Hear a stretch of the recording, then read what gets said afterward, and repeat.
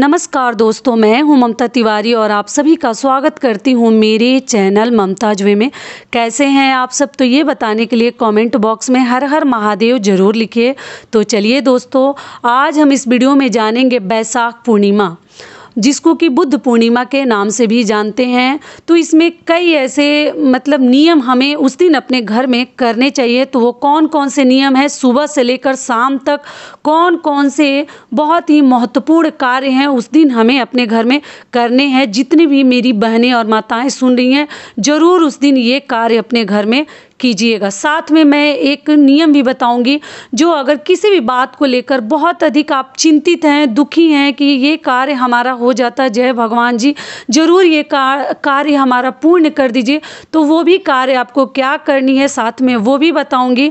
और एक चीज़ और बताऊंगी कि पूर्णिमा के दिन हमें दान तो करनी ही है, साथ में और भी कौन से कार्य बहुत अधिक शुभ माना जाता है अगर हम पूर्णिमा तिथि पर ये कार्य करते हैं और पूरे परिवार के साथ हम बैठकर वो प्रसाद जो विष्णु भगवान को हम भोग लगाते हैं अगर ग्रहण करते हैं, तो परिवार में ना जैसे सुख समृद्धि बनी रहती है। और व्रत किस दिन रखनी है वो भी हम जानेंगे, 15 को व्रत रखें या 16 को रखें। तो इन सभी महत्वपूर्ण बातों को हम इस वीडियो में जानेंगे। तो आप बने रहिए मेरे साथ मेरे चैनल पर। अगर आपको मेरा वीडियो पसंद आता है तो प्लीज़ आप मेरे चैनल को सब्सक्राइब कर दीजिएगा, बेल आइकन को प्रेस कर दीजिएगा, जिससे मेरे वीडियो के नए नोटिफिकेशन आप सभी के पास सबसे पहले पहुंचे। तो चलिए शुरू करते हैं। तो सबसे पहले आपको बता दूं कि बैसाख माह में पड़ने वाला पूर्णिमा श्री विष्णु भगवान को बहुत अधिक प्रिय है। बैसाख महीना, ये बात तो सभी को मालूम होगी। बाकी पूर्णिमा में अपने घर में कथा कहलवाएं। जैसे कई ऐसे लोग हैं ना कि हर माह के पूर्णिमा तिथि को अपने घर में श्री सत्यनारायण भगवान जी की कथा कहलवाते हैं। लेकिन कई ऐसे लोग हैं ना कि कभी कभी कहलवाते हैं। जैसे सावन में बहुत सारे लोग कथा कहलवाते हैं, कार्तिक माह में कहलवाते हैं कार्तिक की पूर्णिमा तिथि को। उसी प्रकार से ठीक आपको ये बैसाख पूर्णिमा भी अपने में बहुत अधिक महान पूर्णिमा माना जाता है। तो अगर आप चाहें तो अपने घर में सुख समृद्धि के लिए, मन में शांति के लिए और कैसे आपको बताऊं कि श्री सत्यनारायण भगवान का उस दिन कथा सुनना और कथा घर में कहलवाना बहुत अधिक शुभ माना जाता है।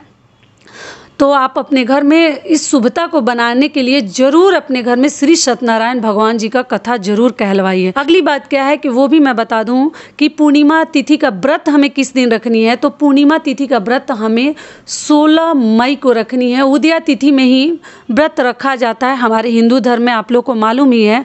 तो चलिए जान लेते हैं कि ये कब से प्रारंभ हो रही है पूर्णिमा तिथि और कब समाप्त होगी। तो बैसाख माह की पूर्णिमा जो है 16 मई दिन सोमवार को है। ठीक है, पूर्णिमा तिथि प्रारंभ हो रही है 15 मई को रात्रि 12:45 से 16 मई की रात्रि 9:45 तक रहेगी। ठीक है, और बुद्ध पूर्णिमा व्रत 16 मई के दिन सोमवार को ही रखा जाएगा। आप कभी भी व्रत रखिए तो सोमवार को ही रखिएगा, पूजा करिएगा, कथा कहलवाइएगा, क्योंकि उदया तिथि में ही व्रत रखा जाता है। ठीक है, और सबसे पहले सुबह उठकर आपको स्नान ध्यान करनी है। अगर आपके आसपास सरोवर है, गंगा स्थान है, गंगा जी अगर आप जा सकते हैं तो ज़रूर आपको उस दिन गंगा स्नान करनी चाहिए। अगर नहीं कर सकते हैं तो घर में गंगा जल मिलाकर भी स्नान करें, जो कि सभी को ये बात मालूम है। अगर वो भी नहीं है तो साधारण जल से कीजिए, लेकिन सूर्योदय से पूर्व कर लीजिए। स्नान की विधि हो गई, उसके बाद एक स्वच्छ साफ सुथरा वस्त्र पहन लीजिए। और आपको ज़रूर, अगर आपके घर के आसपास मंदिर है तो उसको पाछ मत डालिए, मंदिर में उस दिन ज़रूर जाइए।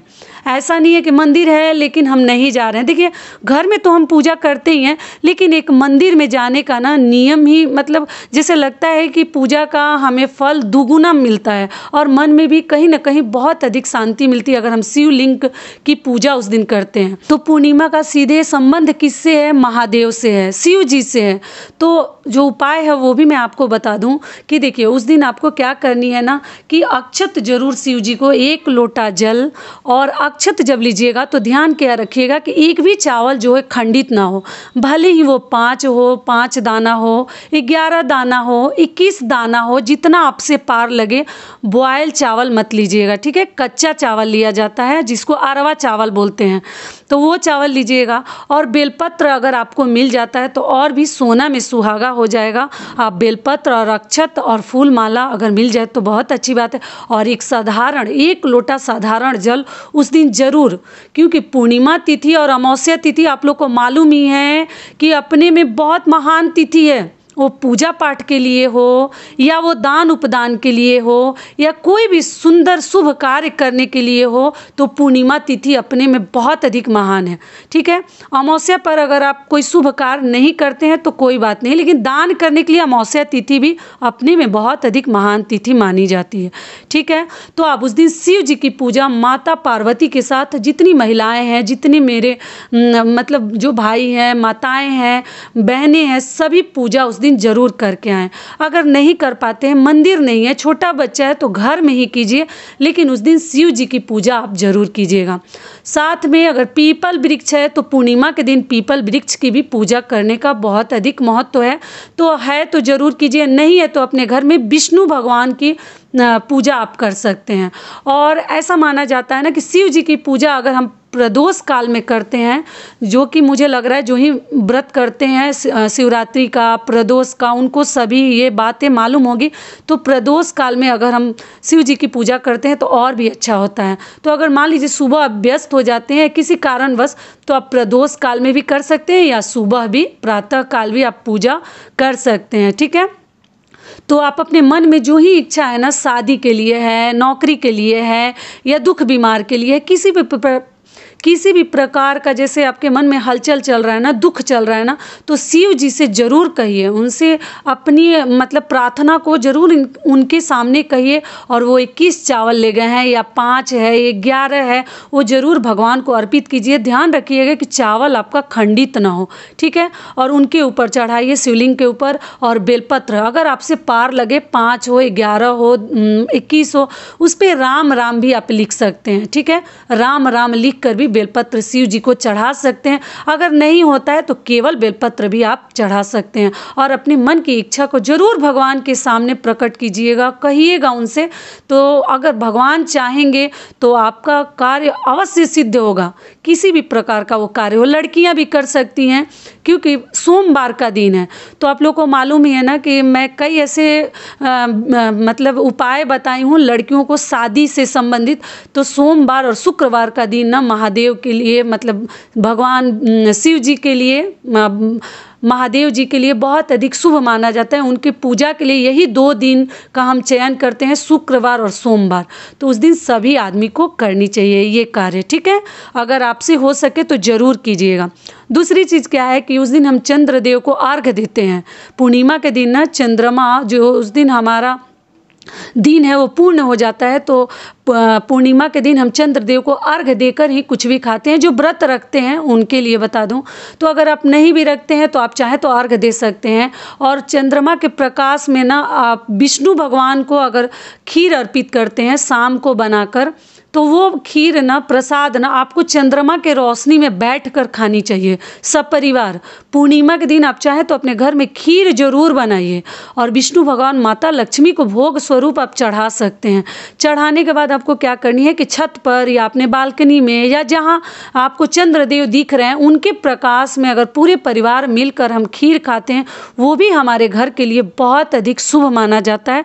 तो आप इस प्रकार के भी कार्य कर सकते हैं, ठीक है। और पूर्णिमा के दिन मतलब मैं तो कहूँगी कि कभी भी अपने घर में मांस मदिरा हमें नहीं खानी चाहिए। सात्विक भोजन लें और लहसुन प्याज भी हो सके तो उस दिन आपको नहीं करनी चाहिए।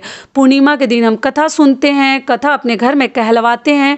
अगर नहीं भी कथा कहलवाते हैं तो किसी के घर से आपको आमंत्रण पत्र आया है, आमंत्रित किसी ने किया है कि कथा है, आंटी, दीदी, बुआ हमारे घर जरूर आइएगा, तो आपको ना नहीं करनी चाहिए, बहाना नहीं करनी चाहिए। आपको जरूर जाकर कथा अपने आस पड़ोस भी सुननी चाहिए, क्योंकि श्री सत्यनारायण भगवान की कथा उस दिन हमारे कानों तक जाए, हमारे दिल दिमाग में जाए, वो भी हमारे लिए कहीं ना कहीं बहुत अधिक शुभ होता है। तो आप जरूर जाएं और प्रसाद ग्रहण करें, आरती गाएं और आरती लें वहाँ से मतलब जल का छिड़काव जिनके यहाँ होता है पूरे घर में, वो जो कथा का जल होता है वो पूरे घर में आपको छिड़काव करनी चाहिए उस जल की। और आहुति बिना खाए अगर आप जाते हैं तो आपको हवन भी करनी चाहिए उस परिवार के साथ। अगर अपने घर में करते हैं तब तो बहुत अच्छी बात है, अगर नहीं कर पाते हैं, आस पड़ोस भी कथा है तो वहाँ जाकर अपने हाथों से हवन भी कर सकते हैं। ठीक है, तो इस प्रकार से आपको करनी है। और अगली चीज़ क्या है कि अगर आप चाहें तो पूर्णिमा के दिन दान तो हमें करनी ही है। दान, पैसे का दान करें, सिंदूर, आटा, चावल, कोई भी चीज़, सीधा वगैरह भी दान कर सकते हैं। दूसरी चीज़ क्या है, वस्त्र का भी दान कर सकते हैं, क्योंकि पूर्णिमा तिथि और अमावस्या तिथि पर कोई नियम नहीं है कि इस चीज़ का हम दान नहीं करते हैं। सीधा दान करने का बहुत अधिक नियम है, क्योंकि कथा जब कहलवाते हैं तो ब्राह्मण को हम भोजन भी करवाते हैं और सीधा भी साथ में देते हैं। तो सीधा भी आप दान कर सकते हैं, आटा, चावल, आलू, इस प्रकार के दान भी आप कर सकते हैं, वस्त्र का भी कर सकते हैं। और पूर्णिमा तिथि के दिन अगर ब्राह्मण को आप भोजन करवाते हैं वो भी बहुत अधिक शुभ माना जाता है। नहीं करवाते हैं तो आप 1 या 2 ब्राह्मण के भोजन के बराबर सीधा दान कर सकते हैं। ठीक है, तो इस प्रकार से आपको करनी है। और एक चीज़ और बता दूं कि उस दिन ना जैसे चंद्र ग्रहण भी लग रहा है तो आपको चिंता नहीं करनी है, क्योंकि ये चंद्र ग्रहण जो है ना ये भारत में नहीं दिखाई देगा, इसका उतना प्रभाव भारत में नहीं है। लेकिन फिर भी जो महिलाएं प्रेग्नेंट हैं वो उस दिन चंद्र ग्रहण का क्या टाइमिंग है, कब से कब तक है, मैं स्क्रीन पे डाल दूंगी। आप उस समय तक कुछ भी अपने घर में ना कोई कार्य करें, बाकी लोग थोड़ा बहुत कर भी सकते हैं, लेकिन जो प्रेग्नेंट महिलाएं हैं ना कुछ काटें, ना कुछ सिलें, बुनाई सिलाई कुछ नहीं करनी है, ना आँख बंद करके सोनी है। भले ही भारत में नहीं दिखाई देगा तो क्या हुआ, फिर भी थोड़ा सा आप लोग बचाइएगा। ठीक है, कि बचाना हमेशा के लिए बच्चे के लिए बहुत अधिक सही होता है, तो इस बात का भी आपको ध्यान रखनी है। तो यहीं तक का था आज हमारा वीडियो। आशा करती हूँ, उम्मीद करती हूँ कि इस वीडियो से आप लोगों को बहुत अधिक लाभ मिलेगा। फिर मिलती हूँ एक नए वीडियो में, तब तक के लिए नमस्कार। स्वस्थ रहिए, सुरक्षित रहिए और जहाँ कहीं भी रहिए खूब खुश रहिए।